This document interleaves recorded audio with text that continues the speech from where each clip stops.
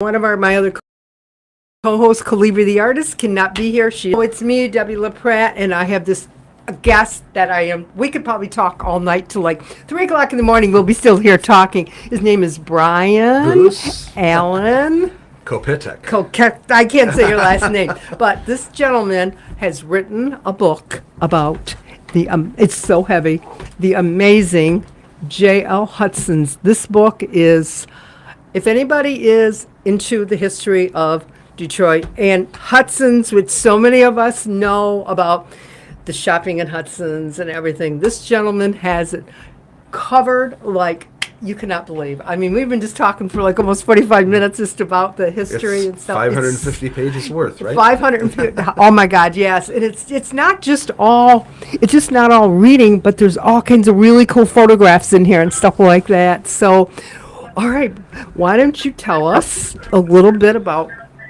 you? Oh, well, Hello? I have been in the Detroit area all my life. I was born in Hamtramck. Okay. And I joke with people and tell them I was born in Hamtramck City Hall. Oh, I love it. Yeah, it was a hospital back then. Oh, was it? I didn't know that. So anyway, it wasn't like it was some kind of shotgun wedding. Yeah. But, I've experienced Detroit Right. in all sorts of ways. Growing up, going to school, I went to University of Detroit. I'm going to put this up. We'll just It's kind of put it. It's kind of heavy, right? Yeah, we'll just kind of open it up. There we go. So anyway, Okay. There came a point in time when I really thought I had to write this book because everybody has memories of it, but there's not a one source of documented interest. Now, there are other books. My good friend Mike Hauser wrote two Arcadia books that are really well worthwhile. Right. But there were other aspects of the company that I wanted to cover. And you have on a as well. bulletproof vest. And you have what is it called now? Oh, it's not tweezer. You know what I'm talking about? Taser. You have a taser. And you also have what we used to call a billy club. As well as me. I don't know if he's going to be able to all hear of these are tools that the police can use. We're having a little bit of feedback here, Makes you people. feel powerful. We are Technical. technical difficulties. Can you hear us? Okay, all of a sudden we I don't did keep my on rough talking. figure for I just unplugged it. I don't But know anyway, if we need that. I don't know if that's a speaker it's or supposed what. somebody will tell us. Yeah, he'll come in. But it was Okay. talking about, here's the microphone, so I'm not worried Yeah. until he comes in and smacks me down for That's doing that. no. But anyway, and actually, when they had a groundbreaking for the new building, I went to the groundbreaking. Prior to that, I was asked to do a little video interview like this to talk about what was Hudson's life. And there was a very charming young lady that was filming and asked me the questions. And she admitted to me, she said, everything you're saying, I was telling her what Hudson's was like, what it was like to walk in the doors, what you saw, all that. And she said, I can't imagine a store like that. I truly can't. Because people, if they weren't like our age, they would have no idea. No, she said, know. I'm used to shopping at Costco, small boutiques somewhere. Yes. Discount stores, warehouse stores, and all that. Right, But she right. said, what you're talking about doesn't make. I don't get it. Right. 14 floors Yeah. and 2 basements. Yeah. What store is like that? And I said, well, Hudson's. take my word for it. It was true. It was Hudson's. Right. But after they never used the video in the groundbreaking.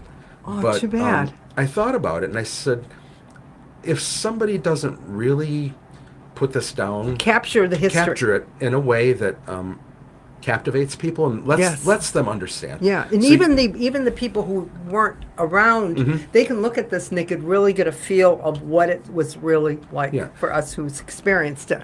I wrote the book really with 2 people in mind, with people like ourselves that have memories and want to.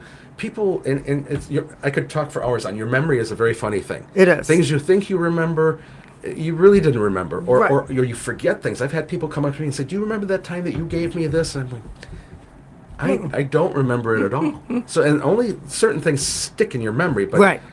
if you give them a jog, if you give it a jog, it's going to be different. Right. And then the other person that I wrote it for is somebody that's maybe younger that has moved downtown or really likes going downtown. Right. And they wonder a little bit about the history they see. Yes. there. Yes. And that they could take interest in a book like this. Right. And it would show them that, even before I came here, this was there, that was there. That's and it right, could be that's right. very interesting to them. So that You know, it it's was like I a had history dual book. market. Yeah. It is. The other thing that I tried to do was, rather than tell people this story, there's 240,000 words in there not even counting the captions or the special feature pages. How many words? 240,000, quarter of a million, basically. Oh my God. Plus the captions, plus everything else. So, but you see, when you look at it, you don't realize there's a lot of graphic. There is a in lot it. of graphics. That's what I like. What I decided I wanted to do is to not just tell somebody what it was like, but to show them what it was like. Because it's more visual. Yes. People and are very visual. I'm an extremely visual person, being Yep. an architect for 42 Yep, years. yep. And all that kind of thing.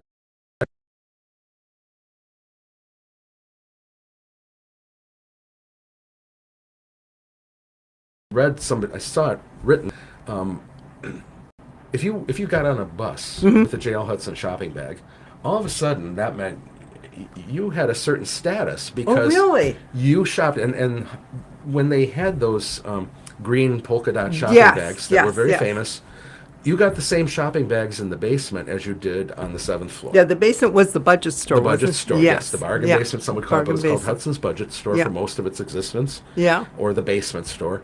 And it was for lower price goods. Items, right. But you were always Still given the same given bag. the same bag. I didn't realize that. And they said because a Hudson's customer is a Hudson's customer. And That is so cool. when somebody walks onto a bus or walks around a street downtown, You had the Hudson's bag. it was a Hudson's bag no matter what, because you spent your money there, and they didn't want somebody to seem like they were lower class because they shopped in the bargain That is basement really or something interesting. like that. Wow.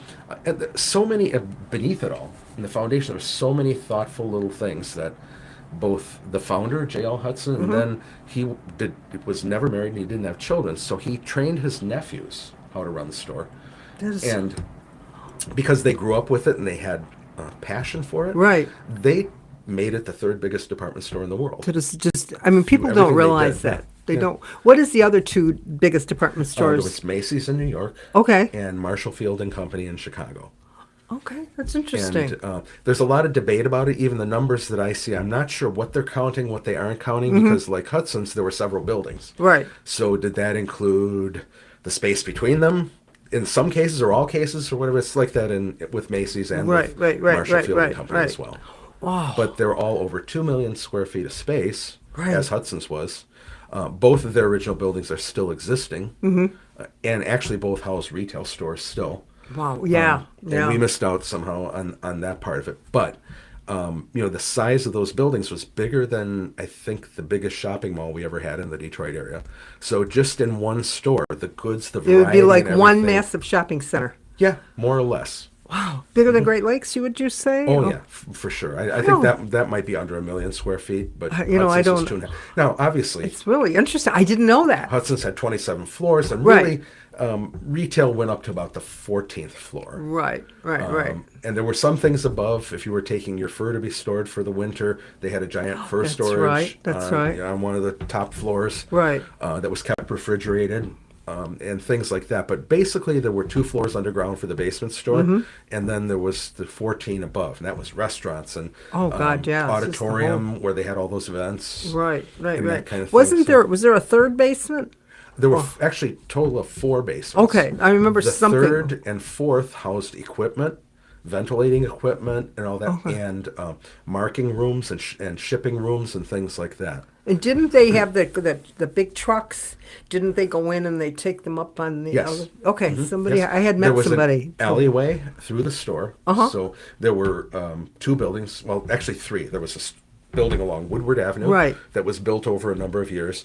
There was a building on Farmer Street that was built in 1925, Right. and a large building Right. on Grand River Avenue. So that alley went through like an L, and it turned and went out onto Farmer Right. Street. Right. Above you, the buildings were connected. Wow. Okay. But in that alley, they could pull into an elevator that would take the trailer of a semi-truck up that is so cool. to the 15th floor, so that they could unload furniture without They were too going- much of a I difficulty. just found that out just recently, and I'm going, oh my God, that is like amazing. Yeah, I forgot the equipment alone would blow your mind. I forgot to say you're watching Get Down and Dirty Talking Art. I am sorry, with WJZZ Cool Jazz TV. I got so excited that I totally forgot. So, yes, you watch us. comment, share. If you'd like to call, please call in. And I'm sorry, I just got so captivated by the story here. I just kind of forgot to say where we are. But hello. All right, we can go back to our story. Sure. That is, yeah, somebody had told me that. And then I had met an architect who was on the original plans for the new Hudson's. He said they had it because they didn't realize that. Now, is this truth that there was a river that ran underneath the thing? I wouldn't be surprised. Okay. I haven't necessarily heard Okay. that. You know. One of the legends that I did hear, there had been we would call Presbyterian church, but it was called a Knox church at the time. Okay. Because John Knox was the Right. founder of that faith. Right. And there was the original Presbyterian church in Detroit on that site, and J.L. Hudson bought it to build Okay.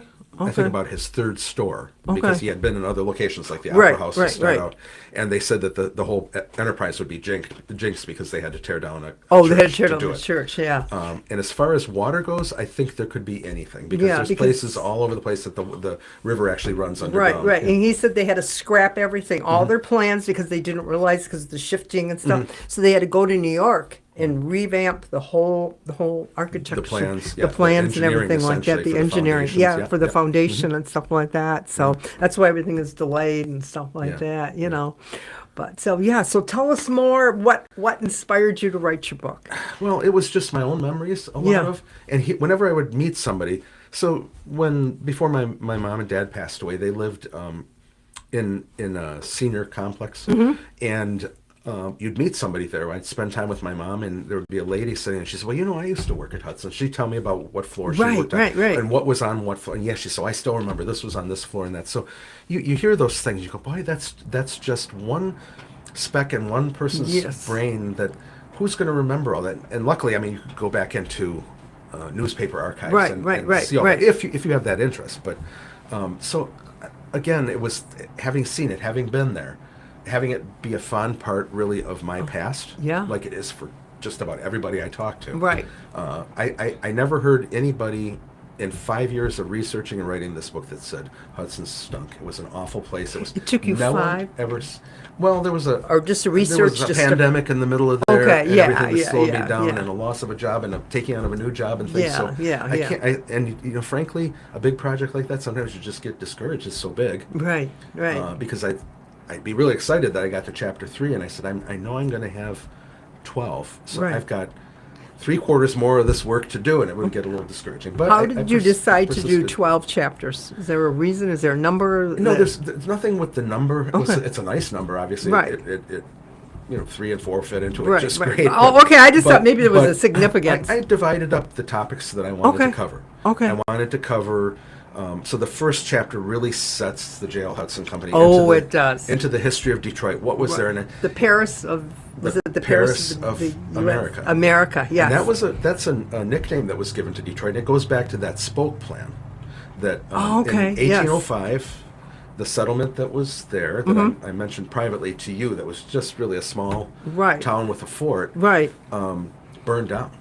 right. And the federal government appointed a judge to come and supervise Detroit and rebuild it. Okay. So he apparently came up with this plan that The spokes. was very geometric. It was hexagons and circles that were put together. And that's Right. why a lot of the blocks downtown are Look- wedge shaped. Right, yeah, right, Because right. they all fit into that scheme.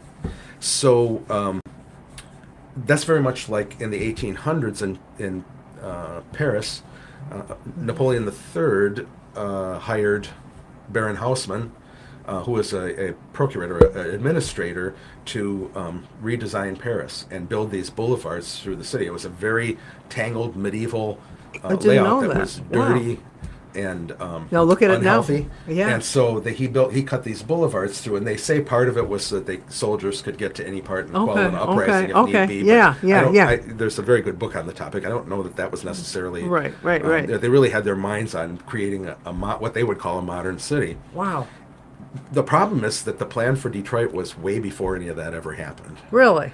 So Detroit has French and Parisian Oh, I didn't know about the association. Parisian. I just knew about the French. You know that Paris is kind of joie de vivre and all that Right, stuff. right. So Detroit had that because it was a French settlement. Yep.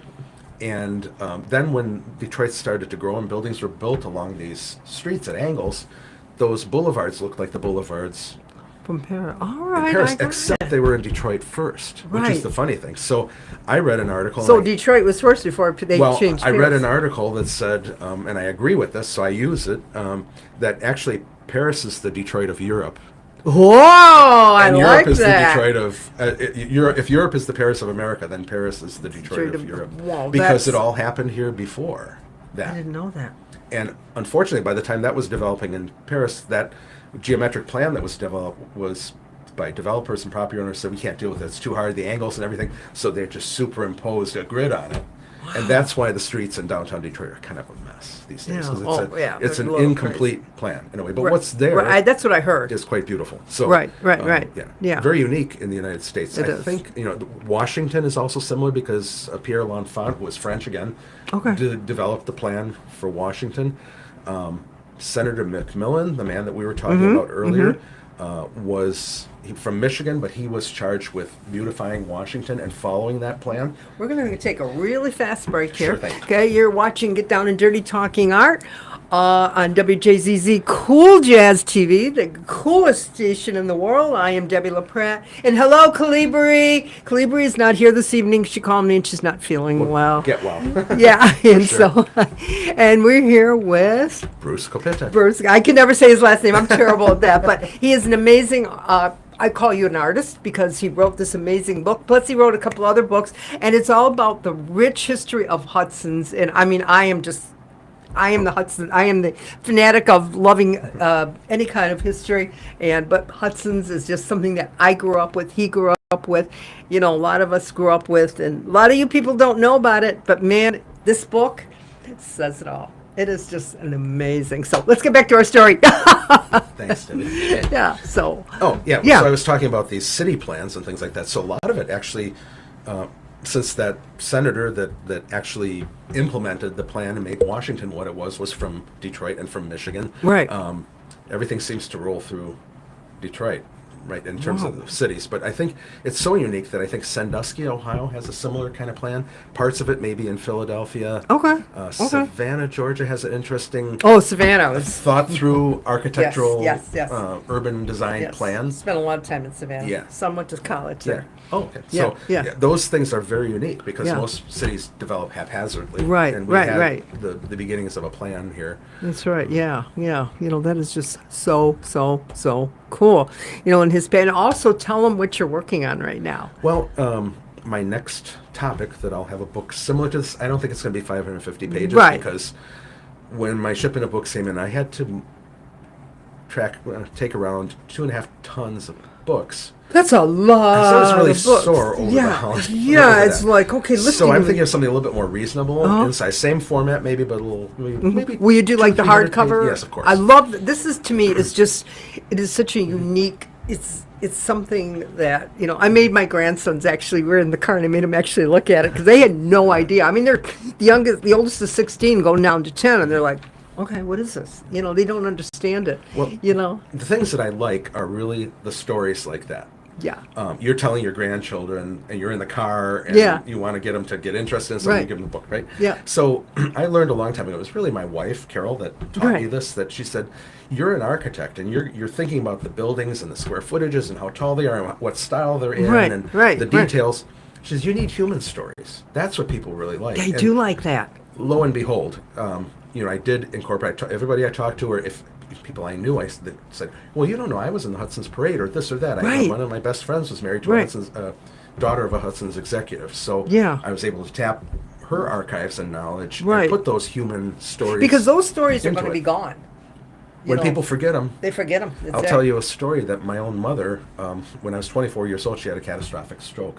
Mm. And I inherited a little bit, it took me a while to get it out, but I have the gift of gab that she had. She loved talking to people, telling stories, and hearing stories. Right. But when she had that stroke, she couldn't talk anymore. So all the things I know she told us about my family, about how she grew up, what she went, you take the bus to Windsor to go to dances Right. and things like was they gone. were locked in at that point. Oh, wow. And so that was a small one-person example, but the bigger example of those things that people remember and what they can describe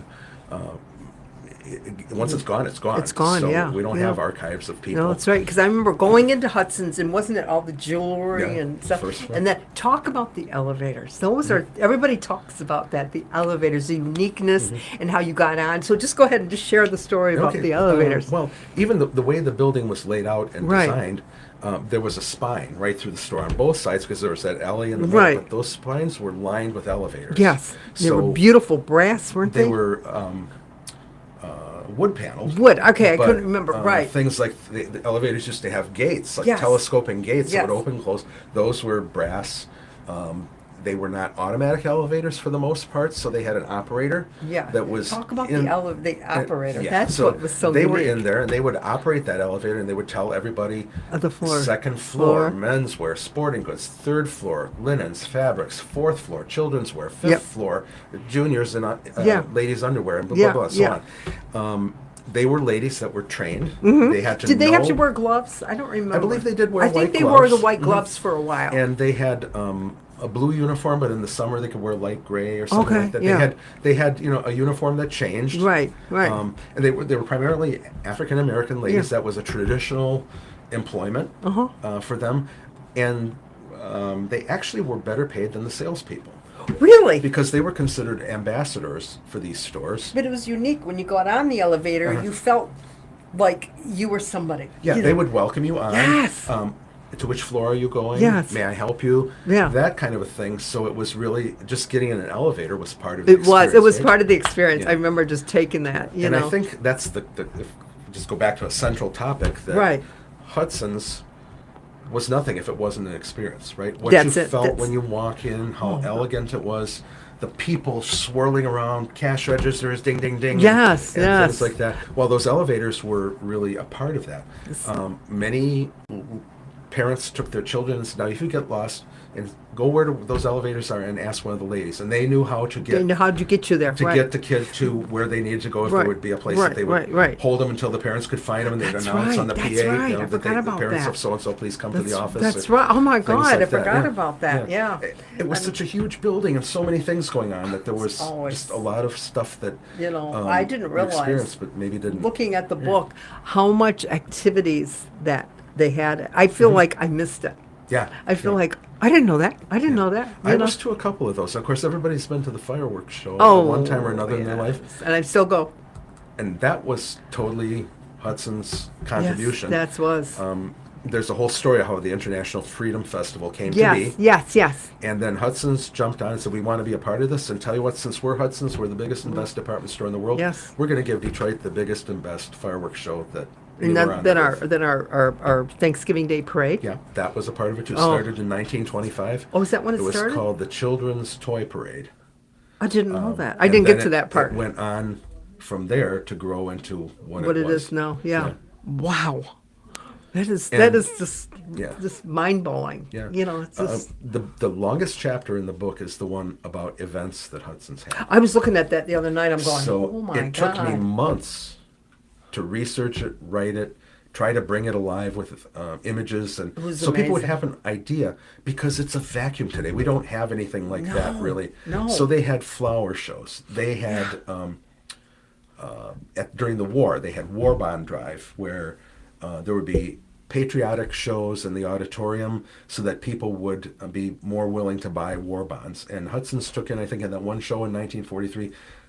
$2.5 million in So the war people bond went sales. and bought the war bonds, or did they sell them to? I don't. So Hudson sold on behalf of the government. They were like a sales agent, like a car dealership Oh, is okay, for Ford or General okay, Motors. okay. They sold the war bonds on behalf of the government, and All right, those I got it. you'd pay $25, but in 20 years you get 100. Okay. And that's okay. how the government financed World War II. I didn't know that. But it was all predicated on a lot of these bonds government didn't get any money unless they got sold. Right. So Hudson's was one of the stores selected. They came up with an idea. It has to do with President Roosevelt's Mm-hmm. State of the Union speech that year that talked about the four freedoms, which were freedom to worship, freedom to think, freedom of speech, and freedom from fear and freedom from want were two of them. Mm-hmm.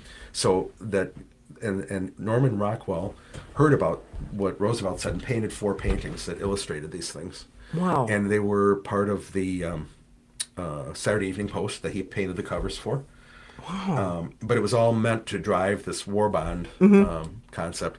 And they chose several department stores across the country that had facilities where they could have that. a 2-week long show where they had musical performances, they had displays, they had the actual Norman Rockwell paintings there. Really? And paintings that he did for every cover of Saturday Night Evening. Right. Saturday Evening Post as an attraction. There were stars that were there. There were people that were performing in plays that made an appearance and tried to drum up the count. There was To bring people into. Yeah, there was a guy that was one of the big bomber pilot or fighter pilots, and he was called, I can't remember the exact show, but it was like Charlie Martini and his cocktails or something. It was like he and his crew on the plane, and they had that painted on their plane. Right. And he became something of a little celebrity because of his service to the country during World War II. That is so cool. So they brought these people in, and of course people would crowd downtown. They said the store was just jammed with people that wanted to see all this at the time. Wow. So that was one thing they did.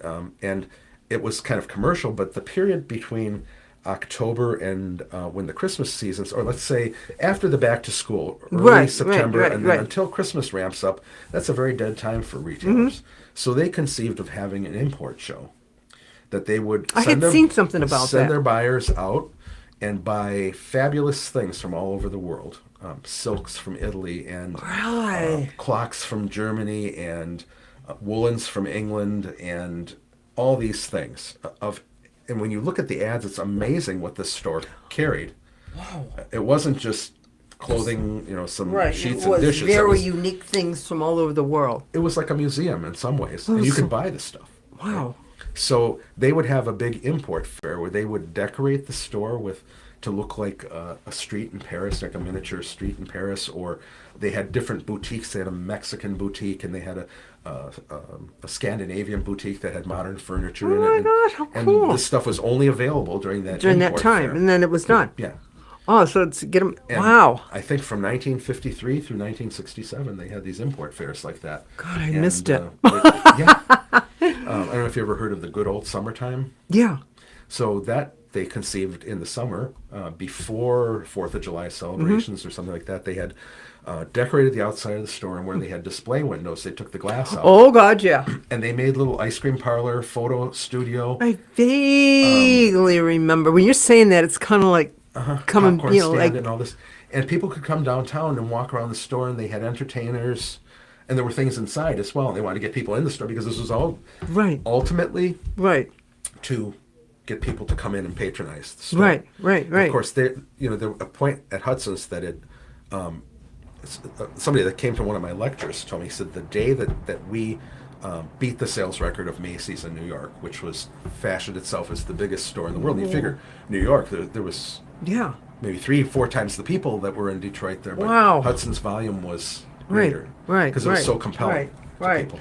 That is so cool. We're just going to take an early break because I have a couple other questions. You're watching Get Down and Dirty Talking Art. My name is Debbie LaPrade, and hello, Calibri Harris, who is not feeling well this evening, and our fantastic guest who wrote a book about J.L. Hudson's. You got to say your name because I can never Bruce say it. Kopita. I'm so sorry. I'm bad at that. But, oh my God, the stories. We could probably sit here, I said earlier, till about maybe 3 o'clock this morning just talking about this. This is just, I just find this. One of the things I was going to ask you about is the windows. Everybody talks about the amazing, like when you went downtown Detroit, I remember we had to go and look at the windows at Hudson. So why did they...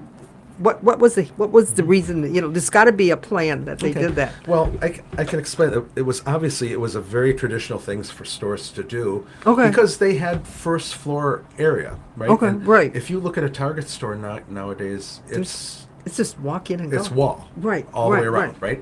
But here you had a store in the middle of a downtown area where there were. Earlier on, there were horse carts and things, but then there were cars and buses and foot traffic all over the place.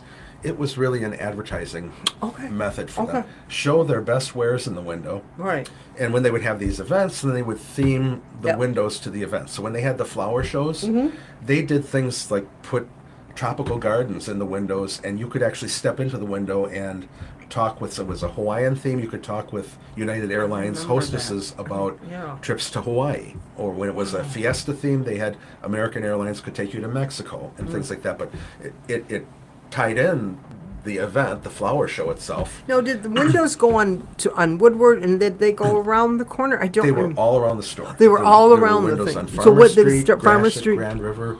Okay, and so it all went that. all the way around, but your main windows were on Woodward. Those Woodward. were the ones that got decorated, let's say, for Christmas. Right. Because the Oh, parade that was there, everything. was just the Yeah. best. The Christmas windows were like, you walk by and you just, it was amazing. And they had themes every year. Was Yes, a different they theme. did. The parade would have a theme. Sometimes it would last for a couple years or Mm-hmm. something like that. I know in the 70s it was Big Bird and Yeah, all that. yes, but yeah. earlier on in the 60s, they had when the space race was all the rage. Mm-hmm. They had Santa's spaceport.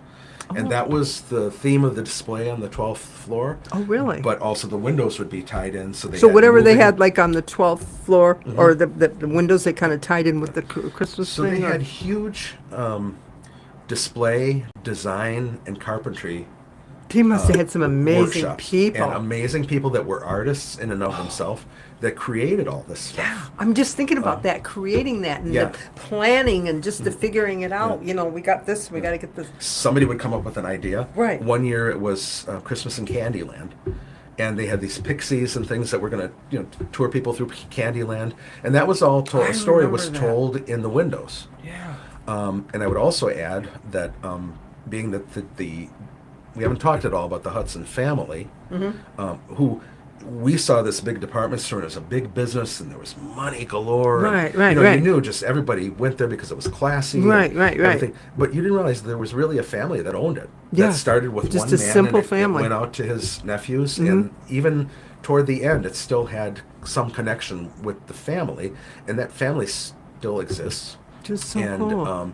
the thing is that they, and they had because J.L. Hudson came from Newcastle upon Tyne, England. They have an English heritage that they, at Christmas time, when they would pull out the fancy foods for Christmas, there was always plum pudding because that was an English thing. Oh, okay. Of course, a turkey dinner and things Right, like that right, were right. big at that time. But a lot of the theming, and even some of the theming of those flower shows, or especially the import shows, would often have an English theme. They built the Tower Bridge across the counters in downtown Hudson, and some artist had to conceive of that. Could you imagine and build just that. Where are one- these people today? Yeah, right? yeah. I always talk. You asked me. My first book was about Jacobson's, which is Right, another right, store in right. the area. They were headquartered in Jackson, and Jackson's kind of central South Michigan, right? Right. But in Jackson, where their headquarters was, you had to have attorneys. You That's had to right. have artists. They had a staff architecture team. They had this. All these things were high-paying jobs, attorneys, and yeah, yeah. that brought wealth. And Jackson was considered a pretty wealthy town. Yes. Because there was manufacturing there, and they had all these support. Now, if you go to Macy's and shop, everything's in Cincinnati. Mm-hmm. That's where they're headquartered. It's not really Macy's in New York. Right, right, they were right. bought by a different company. Right, and right, that right, was- right. It's just a name. Right.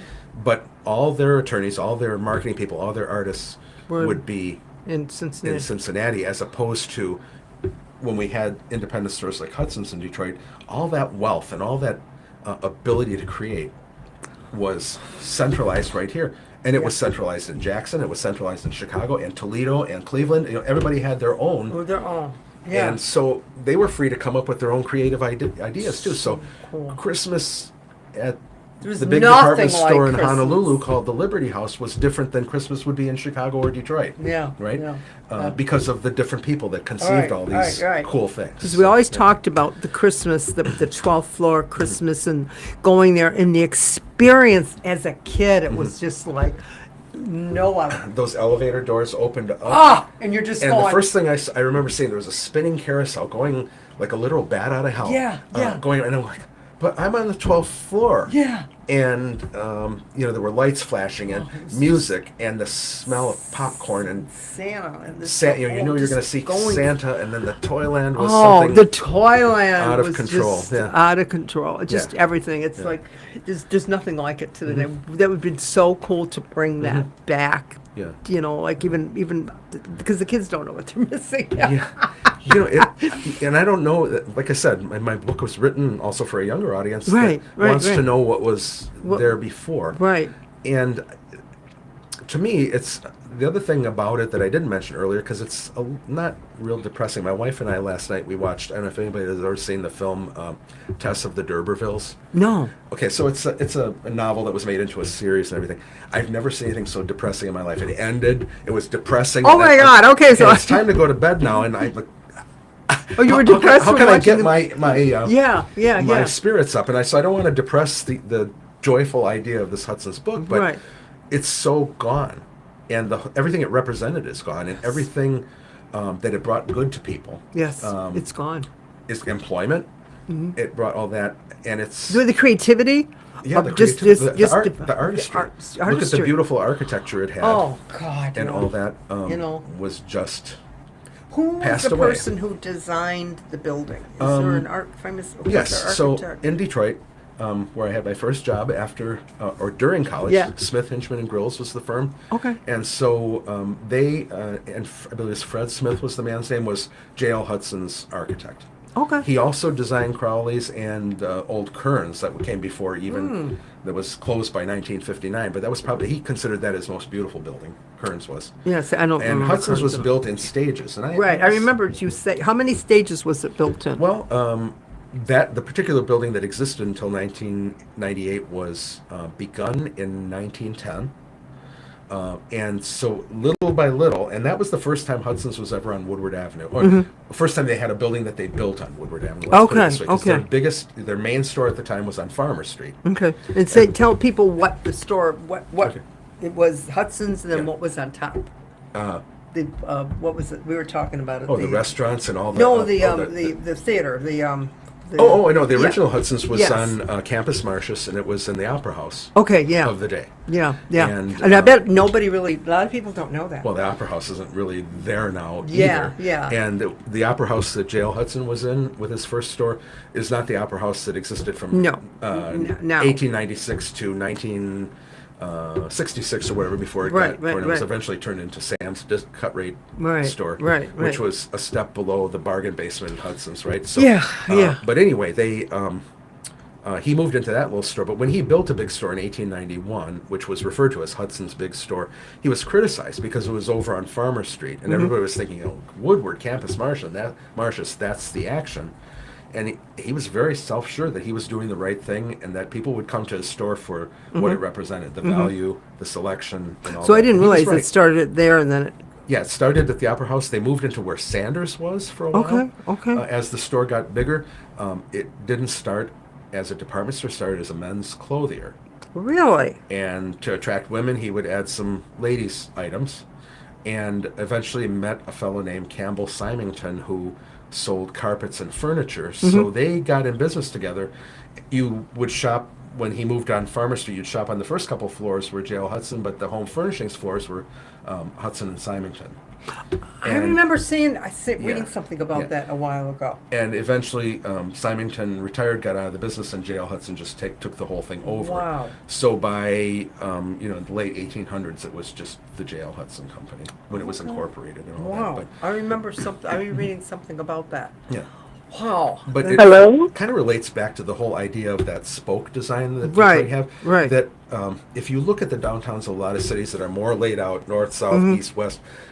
There's a main street, and there might be a big department store on one end, one on another, maybe one in the middle, and people would walk up and down that street, Right, kind right. of like a present-day shopping mall. But the anchor stores are at the ends, Right, and people right. When shopping walk in between them between. and see Right. the small stores. Well, in Detroit, it wasn't like that. Crowley's and Hudson's and Kearns were all on the same corner, more or less. So each kitty corner from each other, by and by, and people criticized J.L. Hudson, saying you should be on Woodward Avenue because that there's going to be an anchor and an anchor. And he said, no, I want to do it. I think I'm in the right place.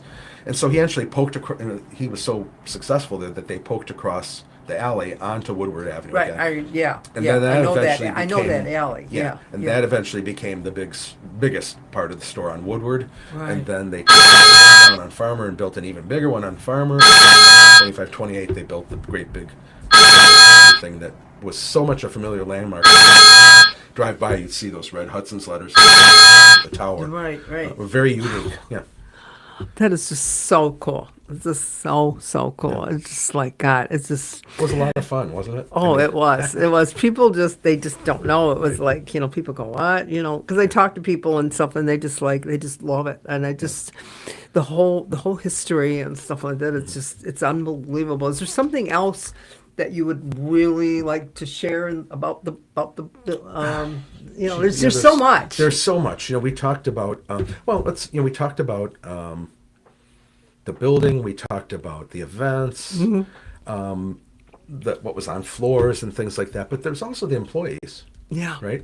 So it was an experience. You go in there and you Yeah. experience these employees. They actually took care of you, and it was just so cool. they knew how to help you make a selection that was right for you. That's right. That's right. And actually, so many people in the Detroit area considered themselves, a few of them, and they say it quite often, they came from a Hudson's family because their father worked at Hudson's, and also the sister eventually before them did, and they became loyal because that was their bread and butter, right? Yeah, That this company took them on. It's really different than it is today in a lot of ways. Oh, God, yeah. And there was all this loyalty back and forth. So the Hudson employees are known as Hudsonians. Oh, that's right. Yes, they were. And even the big plaque that paid honor to people that served in World War II down there, it said, names of Hudsonians that served our country. That is so nice. Yeah, and if there was a gold star by the name, that meant they lost their life in World War II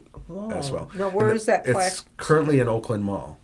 Oh, is it? Yeah, I and I want to that. single-handedly start, if anybody's listening out there, and I want to anybody single-handedly listening? start a movement. I was asked at a lecture that I gave right before Christmas, and somebody was a former vet, and he said, couldn't you talk to the people that are building that building down there and get that plaque back downtown where it's in view every day? Because right now it's kind of in the back of the store. You'd have to look to Where really is it find in it. the store? Is it in Macy's? Or? It's in Macy's on the ground floor, but it's sort of in a back corridor, Well, in my opinion, when I saw we it. can maybe talk to them about Yeah, so I've talked to a couple people about it. but I know the And person talking. yeah, okay. I'd like to. Yeah. I'd like to see Because that would be a very commemorative piece.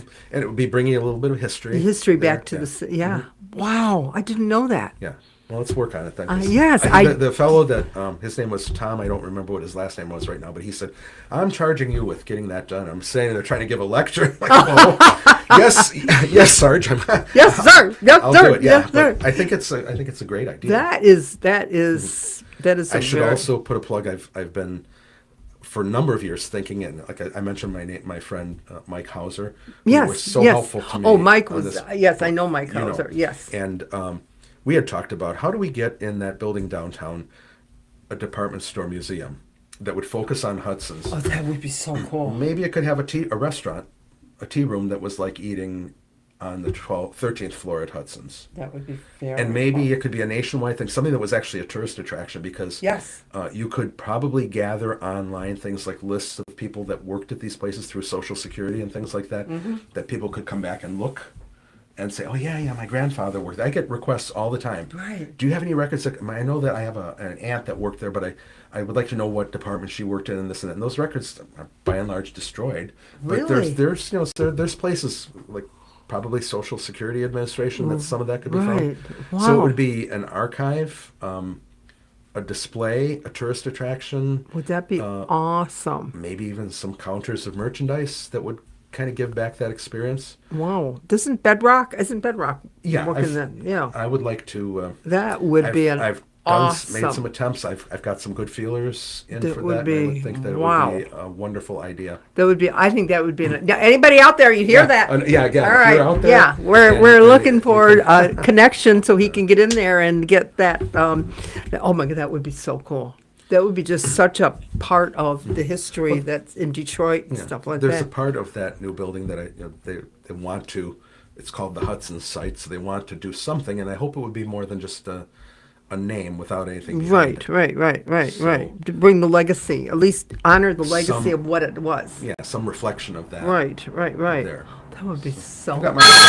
That is so cool. Oh, do we have a caller? Oh my God! Hello, caller. Are you there? Hello. Do we have a caller? Hi. Do you have a question for us? Hello. Yeah, I'm you just were still working working on on the Northland project too. Yes. I don't think that's his number, though. Okay, I don't hear anybody. You guys, you got? Hello? Do we have a caller? That's all right. We can keep talking Yeah. till they get them on. Are you So, working but on the yeah, if anybody Northland wants to call and project ask too? questions, it's amazing. Where can they buy your book at? Currently, it's sold out. Yes, I know. I got one. I sold 1,000 copies in 9 days, so there's a huge demand for it, and I have ordered another run, but it's going to be maybe a month yet before. Okay. I He have went it. to. He was at the Detroit Historical Museum, and I had the pleasure of meeting him. I didn't get to go to the whole display. I was going to make Polish pierogies with my grandchildren that day, so I couldn't stay and stuff like that. But Well, oh my God, I'm the- so honored to have the book. Yeah, I have a website that it can be ordered Okay. from, but now it's just listed as sold out. And Okay, we'll put it maybe up- we'll 2 put weeks it- before it comes up. Okay.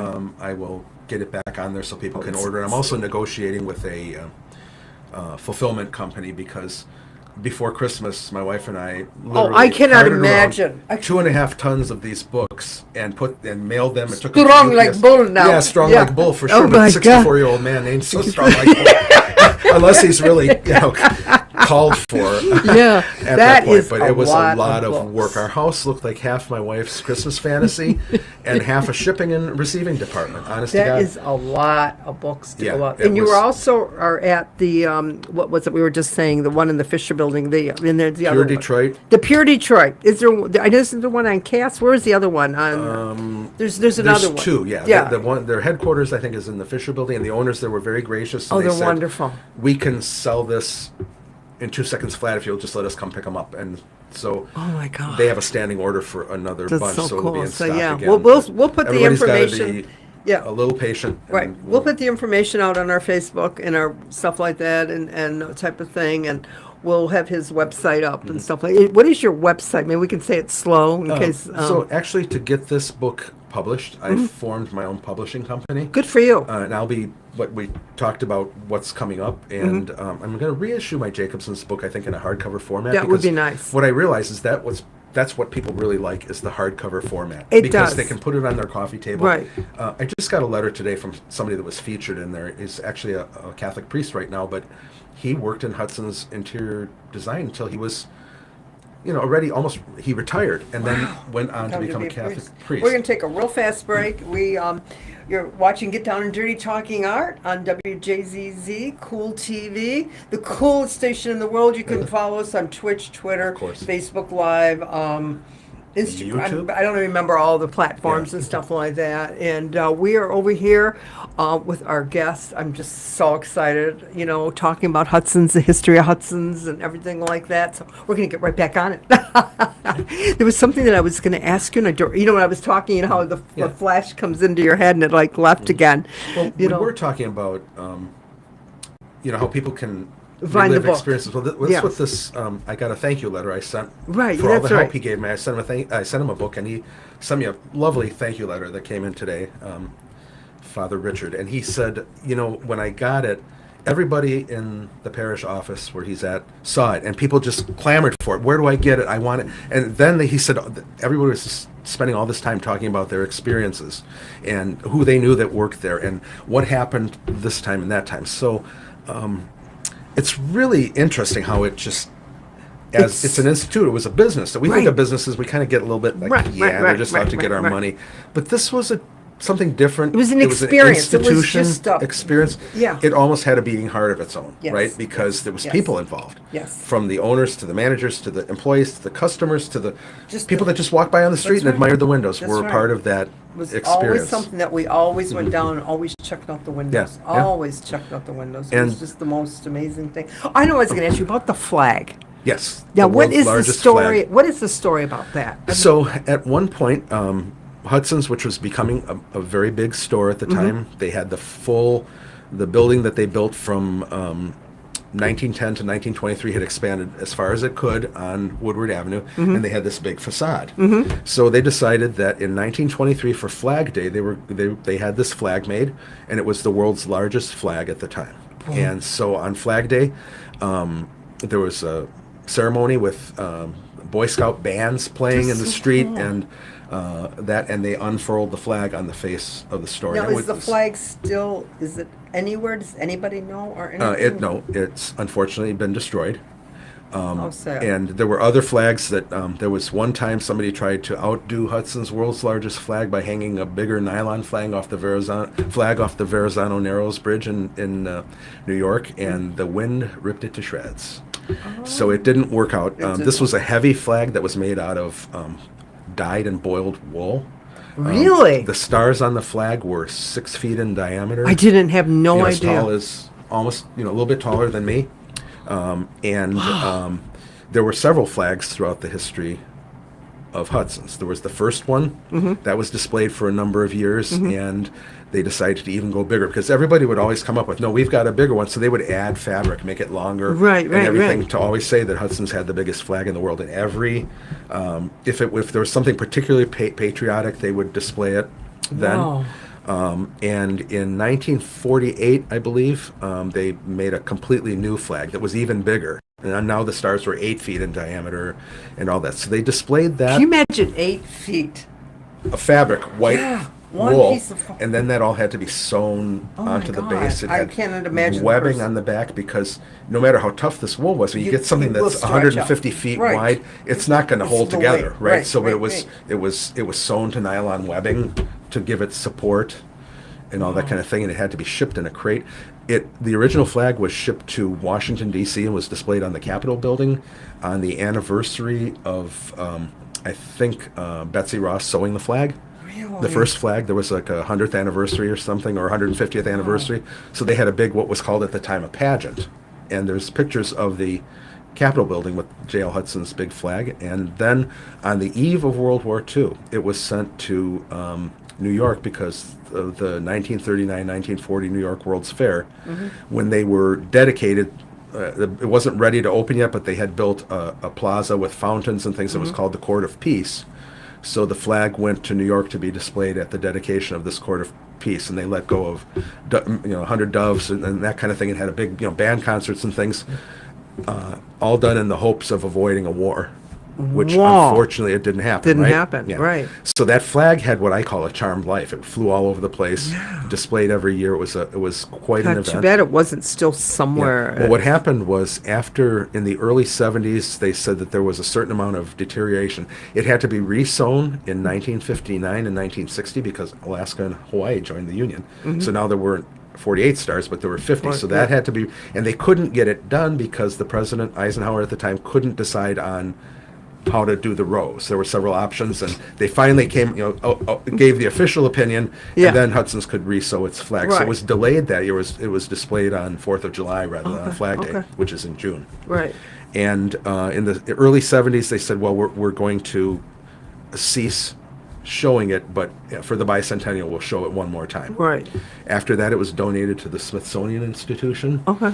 And they put it in storage, and unfortunately, before long, it was determined that it was mouse had been eaten by Some mice. rodents. Oh, how And, sad. it was molded and deteriorating. So by that time, it was the Dayton Hudson Corporation that was that was the steward, I guess, of it, even though they donated right, it. right. So the Smithsonian got permission from the Dayton Hudson Corporation to burn it, and that was the end of the world's God. largest I mean, even flag. if they could have kept a portion of it or something. Yeah, that would have been. I don't know that there might not be Yeah. scraps of it or something Right, somewhere, right, but I'm right. not. That I never came Wow. across. That is like, oh my God. That And is- unfortunately, when these things close, it's like a wild dash to get rid of things, right? So I'm sure that so many important records what are year gone. did There's Hudson's something close? I don't. at I the remember, very but I don't remember. very beginning of 1983. Christmas of 1982 was its last hurrah. Yeah. So why did they close? Well, I guess I would, from what I see, looking back at history and looking at facts and not trying to invent history or Right. anything like that, as long as Hudson's was a locally owned store, it knew its customers. It knew the Detroit area. It wouldn't be as successful if they built a branch in Texas. It didn't know Right. Texans at the time Right. or something like that. Yeah. But the business was waning a little bit, so they were bought by another department store that the families knew each other. Okay. The Dayton family from Right, Minnesota right, knew right, the Hudsons, right, so right. they came to an agreement to sell, and when that kind of infused Hudson's with some working capital, because Dayton Hudson wanted to grow the whole thing into like a national department store name, which they eventually did with Target. Right, It right. didn't happen with the department Right. stores, and they're all gone. But they, it really started consolidating to a degree that it was run from Minnesota. Okay. And so you lose touch with You do. the You lose city. touch with what's I going don't care on. what they say. They always say, Right. it's the same Hudson's." No, it wasn't. No. It's And not the same. in a lot of special ways. And there were some predictions when that happened that it would happen. I think everybody thought as long as Joseph L. Hudson Jr., who had a sterling reputation in Detroit, was at the helm, everything would be good. Great. But he retired. And after he retired, a new manager came in from Changed it Minnesota. up. Yep. And within maybe a year of his taking over, wrote a report that get rid of the downtown store, and that's what they did. So it was determined that Christmas would be the last Christmas. Oh my God, I And it can't was a imagine what it clearance was like. sale in January, and then the doors closed.